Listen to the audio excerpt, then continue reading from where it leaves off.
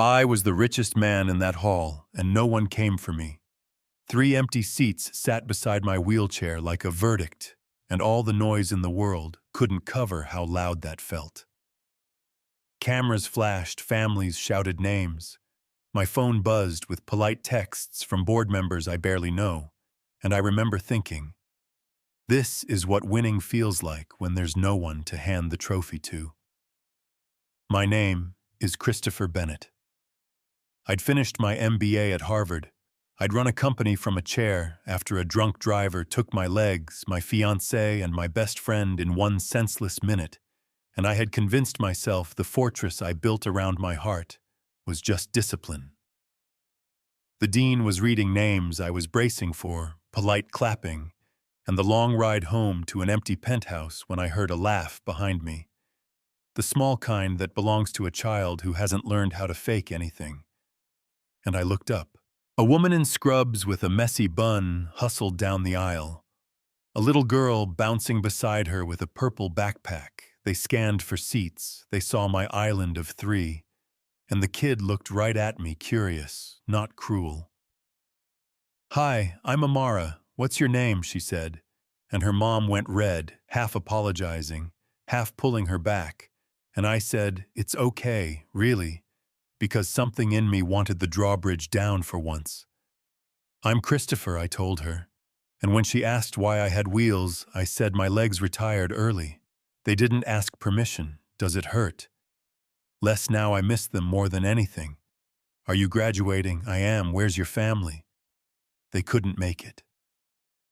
That last answer hung there like a fog. The mom, Simone Washington, glanced at the 3 empty chairs and asked if they could sit till her sister's turn, and I said only if you promise to cheer like you mean it.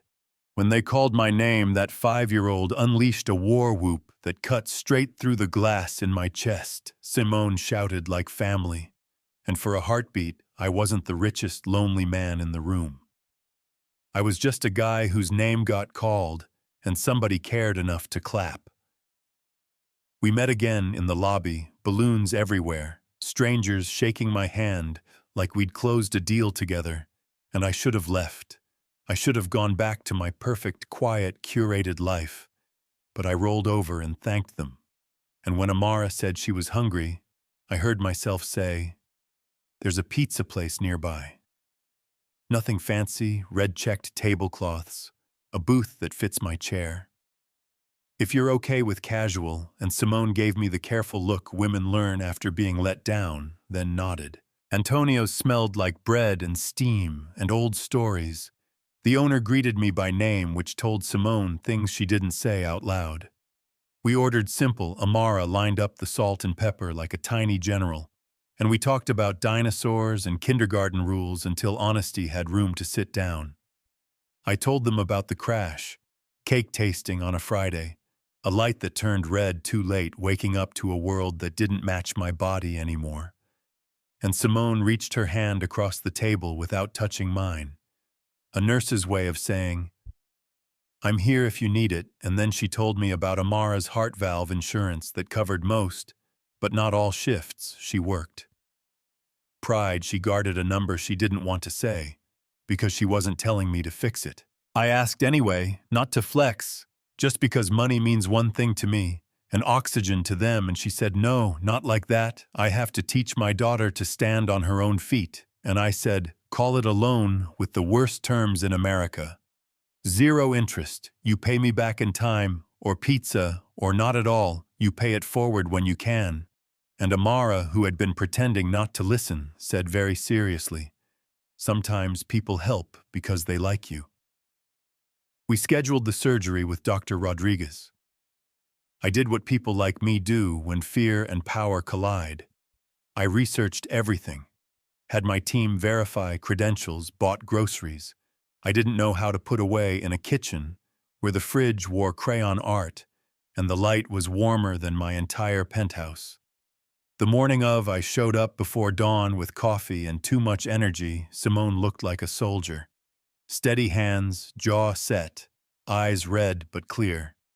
And I waited with her through hours that had their own weather when Dr. Rodriguez finally smiled and said textbook when she said, "Your little girl is going to run." Simone broke into me like I'd been built for that exact collapse.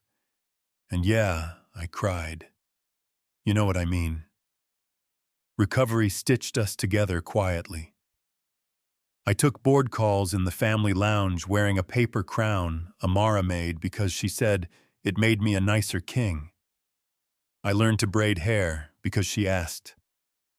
I watched Simone sleep in a chair with a blanket that kept slipping. And one night after Amara drifted off, we told each other the straight version. I felt more human around them than I had in 3 years. She felt less alone. We both felt terrified and hopeful at the same time.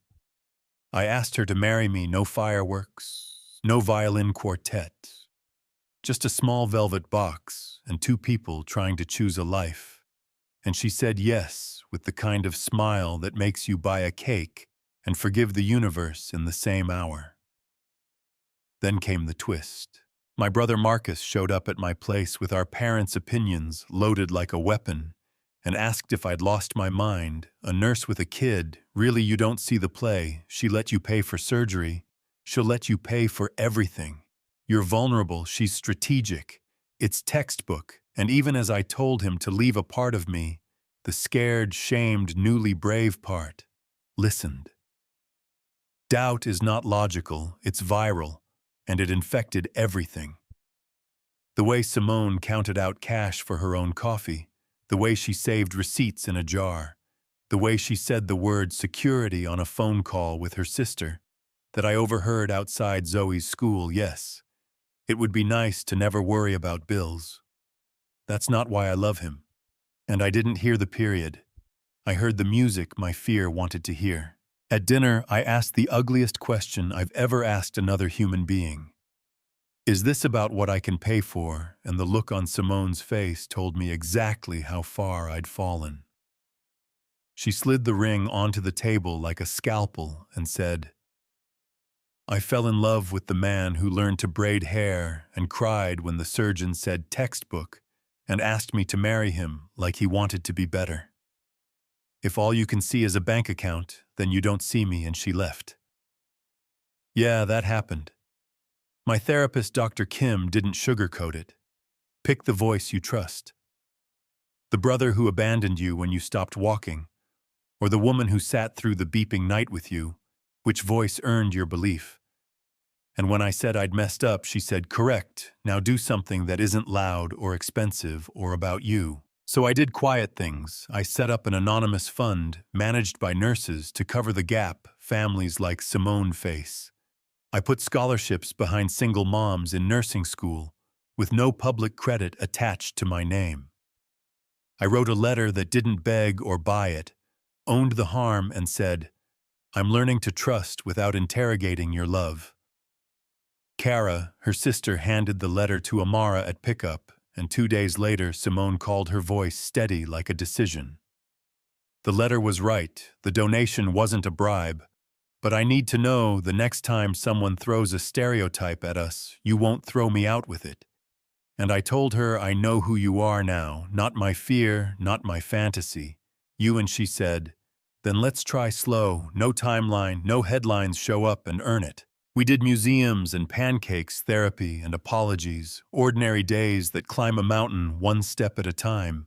And when she found out about the fund, because foundations always call, when the zeros looked suspicious, she didn't accuse me, she smiled. A tired smile that said she knew the difference between buying forgiveness and building trust. 6 months later, we got married in a small chapel. No society pages, just chosen family. Kiana as maid of honor. Dr. Rodriguez in the second row, Antonio with flower on his sleeve. And before the vows, I transferred to one knee because my PT and I had drilled it for weeks, and I asked Amara if I could be her dad. She launched herself at me so hard I almost lost my balance. I already told my class you are, she said, and Simone laughed and cried at the same time. That night a call came from my neurologist, Dr. Stephen's new scans, some unexpected regeneration, nothing guaranteed, but maybe with brutal therapy I'd get sensation back. maybe more. And I said yes, because hope is a muscle too. And now, if you're wondering about the ending, it's messy in the honest way. Some relatives still side-eye my wife like kindness is a con. Some strangers on the internet argue about whether a nurse is allowed to marry a billionaire in a chair. Some days therapy gives me a flicker of a step, and other days it feels like my legs are a country I once visited. But in our kitchen, 3 mismatched chairs are enough. We pack lunches, we show up to school concerts, we argue about glitter glue, we choose trust when doubt knocks, we choose us. My real graduation wasn't when I rolled across that stage, it was when a little girl broke my silence with hi, and her mother chose to sit down in the empty seats that scared everybody else. Tell me what you think. Did I propose too fast? Was Marcus protecting me? Or projecting fear? Is accepting help wisdom or weakness? Is the gold digger label just a lazy way to punish women who won't apologize for wanting stability? Drop your take in the comments. Share this with someone who needs proof that a simple seat taken in kindness can change a life. And if you ever see an island of empty chairs, go sit down. The tide turns when you do.